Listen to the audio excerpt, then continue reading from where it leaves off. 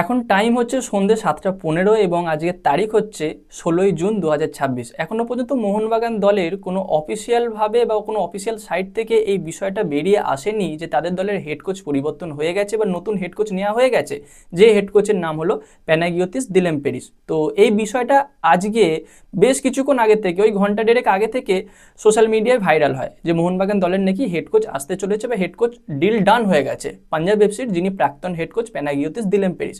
এই বিষয়টা সবার প্রথমে একটা লিডিং ইউটিউব চ্যানেল সামনে আনে এবং কমিউনিটি পোস্টের মাধ্যমে জানায়, এবং তার পরবর্তীতে এই চ্যানেলটা কিন্তু একটা লাইভ পডকাস্ট টাইপ করে এবং সেখানে বলে যে না, এখনও পর্যন্ত কনফার্মেশন নয়, মোহনবাগান দল তাদের অফিসিয়ালভাবে জানায়নি। এটা সঠিক, তবে এই বিষয়টা কোথায় দাঁড়িয়ে আছে এই মুহূর্তে, কি বৃত্তান্ত, সবটাই ভিডিওতে আলোচনা করবো এবং সেই সঙ্গে আরও দুটো ইম্পর্টেন্ট টপিক নিয়ে কথা বলবো। তার মধ্যে একটা হলো মিগুয়েল ফিগুয়েরা, যেটা শোনা যাচ্ছে নাকি মিগুয়েল ফিগুয়েরাকে মোহনবাগান দল তাদের দলে নিতে চলেছে।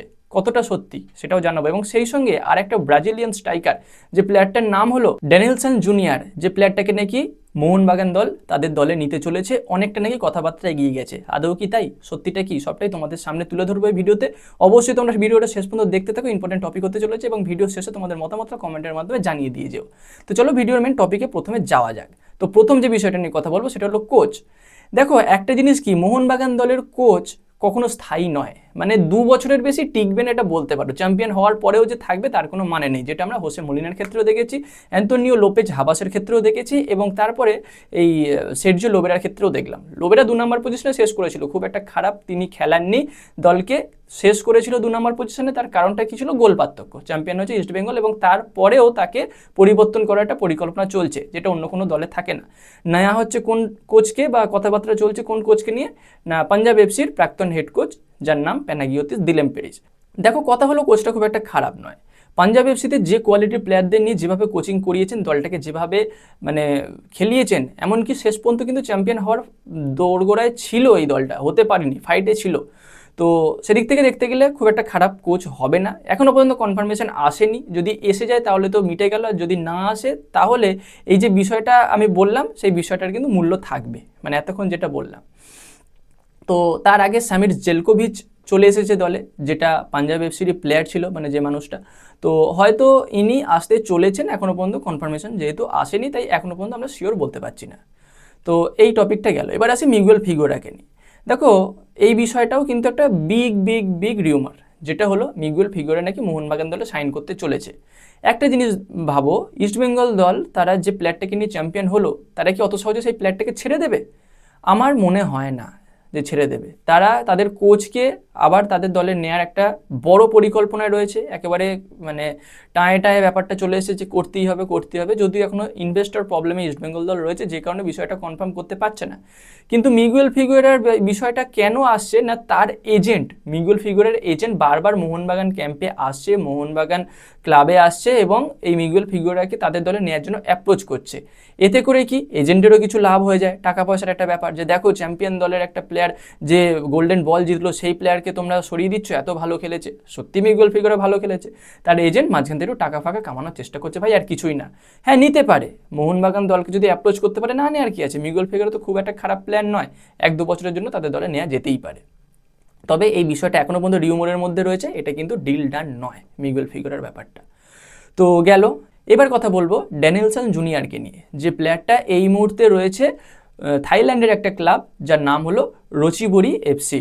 তো এই রচিবরি এফসির হয়ে এখনও পর্যন্ত এই প্লেয়ারটা খেলেছে 25টা ম্যাচ, তার মধ্যে করেছে 15টা গোল, 7টা অ্যাসিস্ট, দারুণ ভালো খেলছে। এবং সেখানে যে স্যালারিটা সে পায়, সেই স্যালারিটা হলো একটা ভারতীয় ফুটবল সার্কিটে খেলা প্লেয়ারের থেকে 3 গুণ বেশি। এবং তার থেকেও বড় কথা, এই রুচিবরি এফসির সঙ্গে এই প্লেয়ারটার কন্ট্রাক্ট রয়েছে এখনও 1 বছর। তো যারা এই রিউমারটা ছড়াচ্ছে এখনও পর্যন্ত ভিত্তিহীন।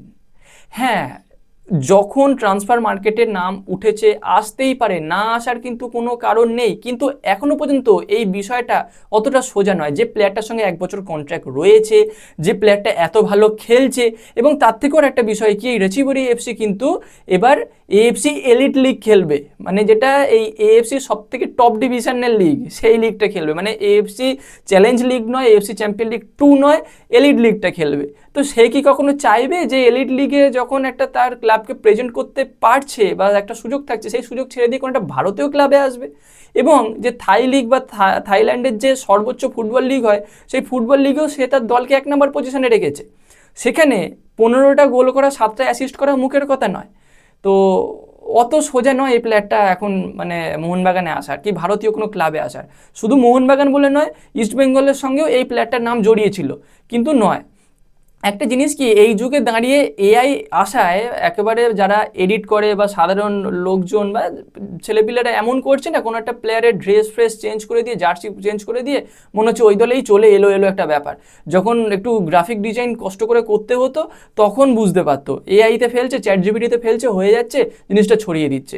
তো অতটাও সোজা নয় এবং সাধারণ মানুষ সেইটাকেই বিশ্বাস করছে। সেটা স্বাভাবিক, কারণ যেভাবে তারা এই চ্যাট জিপিটি বানিয়ে দিচ্ছে যে কেউ বিশ্বাস করতে বাধ্য। তো আদেও জিনিসটা অতটা সত্যতা থাকে না। তো যাই হোক, অনেক কথা বলে ফেললাম তোমাদের এই ভিডিওর মাধ্যমে। জানি না কত কারোর ভালো লেগেছে, খারাপ লেগেছে, মতামতটা কমেন্টে জানিও। এবং এর পরবর্তীতে এরকম আপডেট আরও পেতে চাইলে চ্যানেলটাকে সাবস্ক্রাইব করে রেখো, তার পাশের বেল আইকনটাকে অন করে দিও। তো গাইস, এই ভিডিওতে এই পর্যন্তই, দেখা হচ্ছে পরবর্তী ভিডিওতে। Bye bye.